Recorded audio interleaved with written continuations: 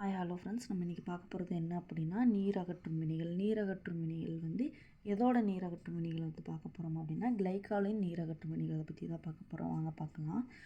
773 kelvin வெப்பநிலைக்கு வெப்பப்படுத்த இது ஈபாக்சைடு தெரிகிறது. என்ன அப்படின்னா கிளைக்காலை வந்து 773 கெல்வின் வெப்பநிலையில் வெப்பப்படுத்தும் போது வாட்டர் ரிமூவ் ஆகிட்டு 1,2 ஈபாக்சி ஈத்தேன் வந்து கிடைக்குது. அதாவது ஆக்சிஜன் வந்து நம்மளுக்கு கிடைக்குது அப்படின்னு சொல்கிறாங்க.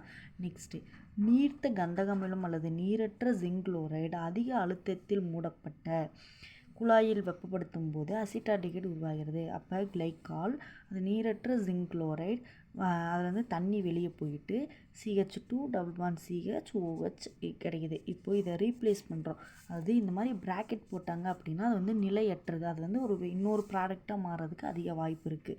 அப்போது நம்மளுக்கு இங்கே என்ன கிடச்சிருக்கு? எத்தினால் கிடச்சிருக்கு. வைனல் ஆல்கஹால் வந்து நம்மளுக்கு கிடச்சிருக்கு. இந்த இடத்துல ரீப்ளேஸ் ஆகுது. என்ன ரீப்ளேஸ் ஆகுது அப்படின்னா இங்கே இருக்கிற H வந்து இங்கே போகுது CH3, இந்த பாண்டு வந்து இங்கே ரீப்ளேஸ் ஆகுது. அப்போ CHO அப்படின்னு சொல்கிறாங்க.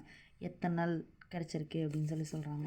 நெக்ஸ்ட்டு, அடர் H2SO4 வாழை வடிக்கும்போது கிளைக்கால் டை ஆக்சைடை தருகிறதுன்னு சொல்கிறாங்க. எத்தன் 1,2 டையால் அப்படின்னு சொல்கிறாங்க.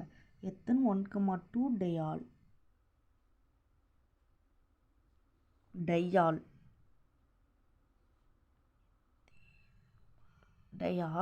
இதில் வந்து அடர் H2SO4 கூட நம்ம பண்ணும்போது 2 மாலிகுல் H2O வெளியே போயிட்டு நம்மளுக்கு 1,4 டை ஆக்சைடு வந்து நம்மளுக்கு கிடைக்கிது அப்படின்னு சொல்கிறாங்க.